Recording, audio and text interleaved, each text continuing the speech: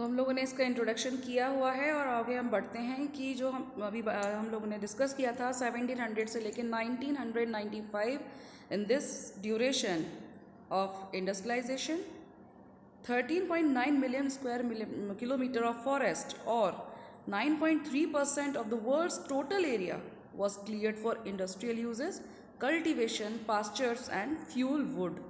अब आप देख सकते हैं 13.9 मिलियन स्क्वायर किलोमीटर जो फॉरेस्ट था और लगभग 9.3% ऑफ वर्ल्ड्स टोटल एरिया, इस एरिया में जो एरिया था उसमें फॉरेस्ट को क्लियर कर दिया गया है, specially for the industrial uses, cultivation यानी खेती बाड़ी के लिए, पास्चर्स यानी कि अपने जो कैटल्स होते हैं, अपने जानवर जो हैं, अपने जो पालतू जानवर होते हैं उनके चरने के लिए, है ना, एंड फ्यूल वुड यानी जलाने के लिए लकड़ियाँ जलाई जाती हैं आज भी गाँव में। और तब भी क्योंकि बहुत ज़्यादा अपने पास कोई ऐसे रिसोर्सेज नहीं थे खाना वगैरह बनाने के लिए, तो फ्यूल वुड इस सब के लिए इस ड्यूरेशन में इतना बड़ा 13.9 million square kilometre forest was cleared, है ना। और वर्ल्ड का टोटल एरिया कितना था 9.3%। ओके, इन पिक्चर अब यू कैन सी अ साल forest in Chhattisgarh and look at the different Heights of the trees and plants in this picture and variety of species. This is a dense forest, so very little sunlight falls on the forest floor. अभी आप लोग ये देखेंगे, मैं आपको geography में भी एक चैप्टर पढ़ाऊंगी, उसमें भी आप देख सकते हैं कि किस तरह के फॉरेस्ट होते हैं, कि हमें बहुत ही मुश्किल है कि एक सनलाइट भी नीचे बड़ी मुश्किल से ही आ रहा है, बहुत ही डेंस फॉरेस्ट है ये।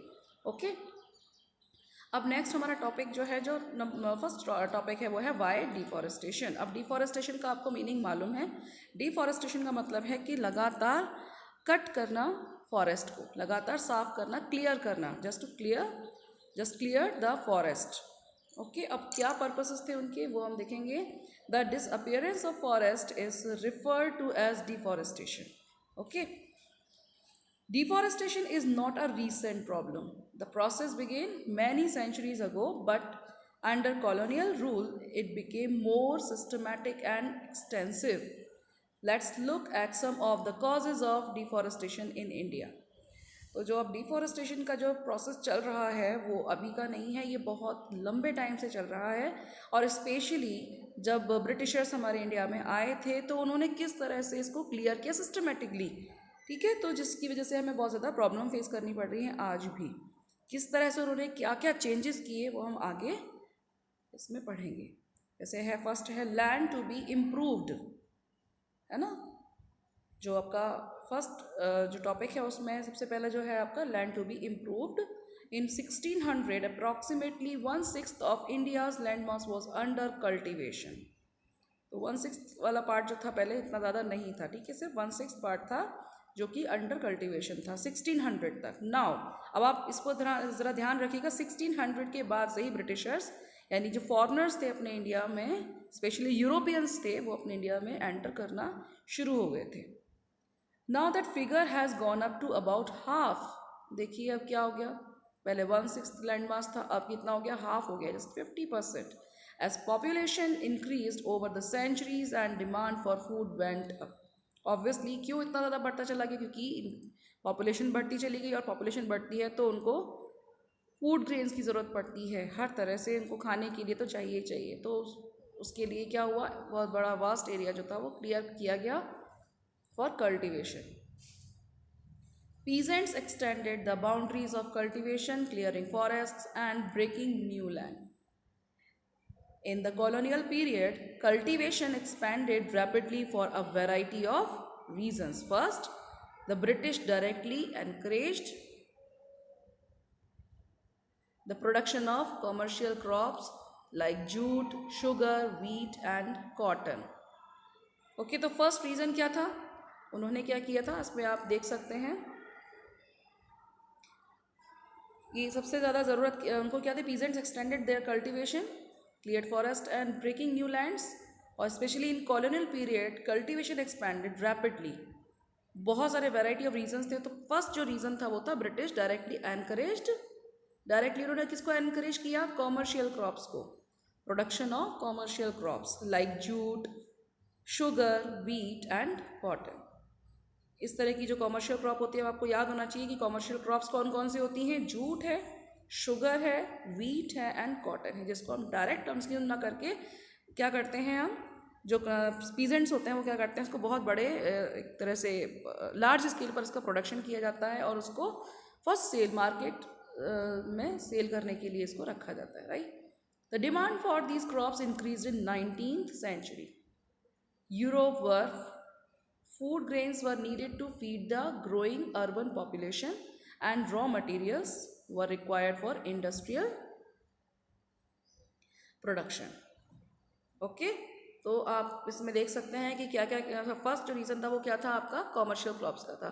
अब वो कॉमर्शियल क्रॉप्स के लिए उन्होंने क्यों इतना ज़्यादा प्रमोट किया, just because of 19th century में यूरोप में फूड ग्रेन्स की डिमांड बढ़ती जा रही थी, क्योंकि वहाँ की जो अर्बन पॉपुलेशन थी और जो raw material were required for industrial production, है ना, रॉ मटेरियल की ज़रूरत थी इस वजह से, और उनकी जो पॉपुलेशन थी अर्बन एरियाज़ में वो बढ़ती जा रही थी। तो अब वो कहाँ से रिक्वायरमेंट पूरी करेंगे।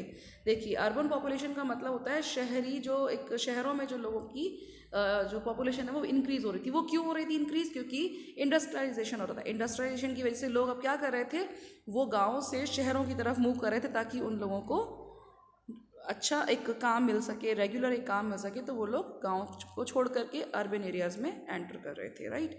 अब क्या हुआ, वहाँ पर आ गए, अब अर्बन पॉपुलेशन बढ़ गई। अब क्योंकि वो लोग फूड ग्रेन्स वगैरह में इन्वॉल्व नहीं है, एग्रीकल्चर में इन्वॉल्व नहीं है, तो अब ये काम कौन करेगा, तो अब ऑब्वियसली पीजेंट्स कम हो गए थे, यानी जो ये काम करने वाले कम हो गए थे, तो क्या हो गया, होने लगा, अब फूड ग्रेन्स की डिमांड बहुत ज़्यादा तेज़ी से बढ़ने लगी। कहाँ पर, यूरोपियन कंट्रीज़ में। तो फर्स्ट रीज़न ये था। एंड सेकेंड रीज़न क्या था, in the early 19th century the colonial state thought that forest were unproductive. तो एक दूसरा रीज़न क्या था, फॉरेस्ट वर अनप्रोडक्टिव, ये कौन सोच रहे थे, Britishers. So they were considered to be wilderness that had to be brought under cultivation so that the land could yield agricultural products and revenue and enhance the income of the state. उन्होंने क्या सोचा कि जिस तरह से हमारे यहाँ ये लोग यूज़ कर रहे हैं कल्टीवेशन के लिए, लोग यहाँ पर जो यूज़ कर रहे हैं, उस जो लैंड है उसको अब अच्छी तरीके से वो यूज़ करेंगे। द लैंड कुड यील्ड, ऐसी जो ज़मीनें हैं जो, जैसे हमारे यहाँ एक तरह एक वो जो आप लोगों ने सुना था ना, स्लैश एंड बर्न वाला जो एक सिस्टम था, तो वो बहुत तेज यहाँ पर बहुत लोग करते थे।